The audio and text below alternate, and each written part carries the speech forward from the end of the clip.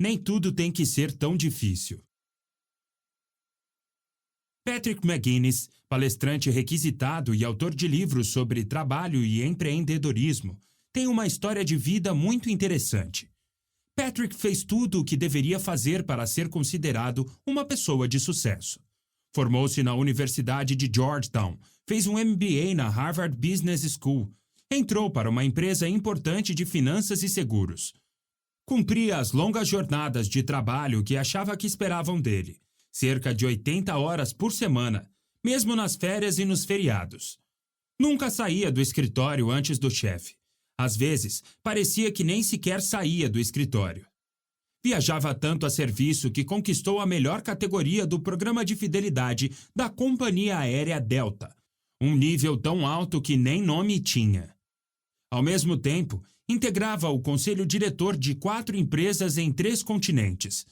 Certa vez, quando se recusou a ficar em casa porque estava doente, teve que sair 3 vezes da sala de reuniões para vomitar no banheiro.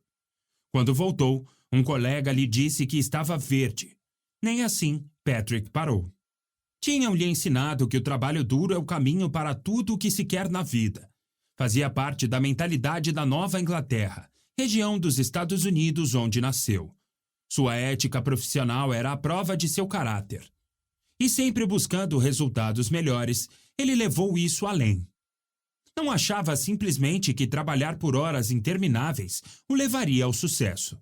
Achava que isso era o sucesso. Se alguém não ficava até tarde no escritório, era porque não devia ter um cargo muito importante. Ele presumia que, no final das contas, as longas jornadas iriam recompensá-lo. Até que, certo dia, descobriu que trabalhava para uma empresa falida. A empresa era a AIG, e o ano 2008. As ações da companhia tinham caído 97%. Todas as vezes que ficou até tarde no escritório, todos os incontáveis voos noturnos para a Europa, a América do Sul e a China, todos os aniversários e comemorações perdidos, tinham sido em vão. Após a eclosão da crise financeira, McGuinness ficou meses sem conseguir sair da cama. Começou a ter suores noturnos. Sua visão ficou borrada em sentido literal e figurado. Passou meses sem enxergar com clareza. Sentia-se caindo no abismo, completamente perdido. Adoecido pelo estresse, procurou um médico que lhe pediu alguns exames.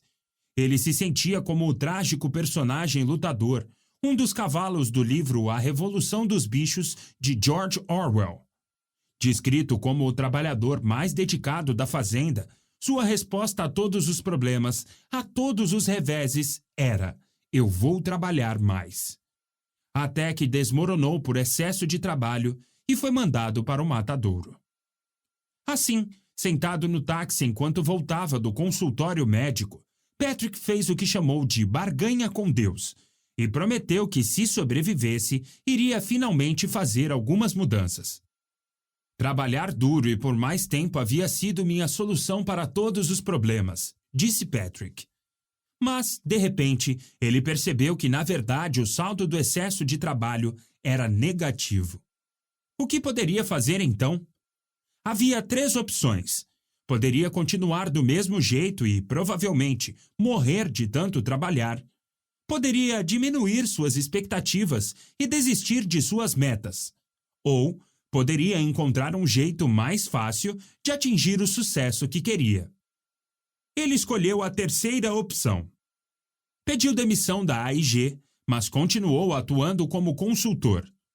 Parou de trabalhar 80 horas por semana. Passou a voltar para casa às 5 da tarde. Não lia nem mandava e-mails nos finais de semana. Também parou de tratar o sono como um mal necessário. Começou a caminhar, a correr e a comer melhor. Perdeu 11 quilos. Voltou a curtir a vida e a gostar do trabalho. Mais ou menos nessa época, ele soube que um amigo estava investindo em startups. Não muito dinheiro, só pequenos cheques aqui e ali. Interessado, Patrick resolveu apostar em alguns negócios. Conseguiu um retorno de 25 vezes sobre sua carteira de investimentos. Mesmo em épocas de dificuldade econômica, ele se sentia confiante com suas finanças, porque não dependia de uma única fonte de renda. Hoje em dia, Patrick ganha mais dinheiro do que antes, trabalhando metade das horas. E o tipo de trabalho que está realizando é mais compensador, menos invasivo. Nem parece mais trabalho, declarou ele. O que ele aprendeu com essa experiência foi o seguinte: quando simplesmente não dá para se esforçar mais, é hora de procurar um caminho diferente. E quanto a você? Já sentiu que está correndo mais depressa, mas não se aproxima de seus objetivos? Quer dar uma contribuição maior, mas não consegue porque lhe falta energia? Tem a impressão de estar a um passo do esgotamento físico e mental? Percebe que a situação é muito mais difícil do que deveria ser? Se respondeu sim a qualquer uma dessas perguntas, este audiolivro é para você. Assim como Patrick no início da história, existem muitas pessoas por aí trabalhando duro e dando o melhor de si. Elas são disciplinadas e focadas, são engajadas e motivadas. Ainda assim, estão completamente exaustas. Onde estão errando? O caminho sem esforço. A vida é feita de ciclos. Há ritmo em tudo o que fazemos. Tem a hora de dar tudo de si e a hora de descansar e se recuperar. Hoje, porém, nos forçamos cada vez mais o tempo todo. Não há cadência, só um esforço estafante e contínuo. Vivemos numa época de grandes oportunidades. No entanto, parece que a vida moderna faz a gente se sentir o tempo todo como quem caminha em altitude elevada. O cérebro fica confuso. O chão parece instável. O ar é rarefeito.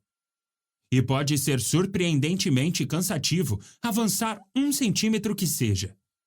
Talvez sejam o medo e a incerteza incessantes quanto ao futuro. Talvez sejam a solidão e o isolamento. Talvez sejam as preocupações ou as dificuldades financeiras. Talvez sejam todas as responsabilidades, todas as pressões que nos sufocam diariamente. Seja qual for a causa, a consequência é que muitas vezes empregamos o dobro do esforço para alcançar só metade do resultado esperado. A vida tende a ser complicada, árdua, triste, fatigante e frustrante em muitos momentos. Precisamos lidar com decepções, relacionamentos desgastados, contas atrasadas, criação de filhos, doenças, perda de entes queridos. Há períodos em que todos os dias são difíceis. Não seria realista afirmar que este audiolivro tem o poder de eliminar essas tribulações. Não escrevi sem esforço para subestimar o peso de suas aflições, e sim para ajudar você a deixá-las mais leves. Ele pode não tornar todo o fardo difícil mais fácil de carregar, mas acredito que possa descomplicar muitas coisas. É normal se sentir sobrecarregado e exausto com os desafios grandes e penosos. E é igualmente normal se sentir sobrecarregado e exausto com as frustrações e os incômodos cotidianos. Acontece com todos nós. Estranhamente, alguns reagem à exaustão e à sobrecarga, prometendo trabalhar ainda mais. Em nada ajuda o fato de nossa cultura glorificar o esgotamento físico e mental, ou síndrome de burnout, como medida de sucesso e valor pessoal.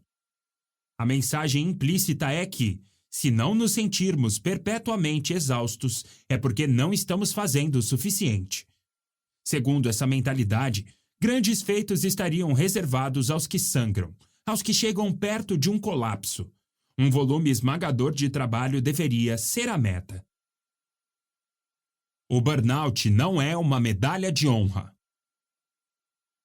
É verdade que trabalhar mais arduamente pode levar a um resultado melhor, mas só até certo ponto. Afinal de contas, há um limite máximo de tempo e de esforço que podemos investir. E quanto mais cansados ficamos, mais o retorno sobre esse esforço diminui. Esse ciclo pode continuar até ficarmos esgotados e sem produzir o resultado que de fato queremos. Provavelmente você sabe disso. Pode estar nessa situação agora mesmo. E se adotássemos a abordagem oposta? Se em vez de nos forçarmos, em alguns casos bem além dos nossos limites, buscássemos um caminho mais fácil.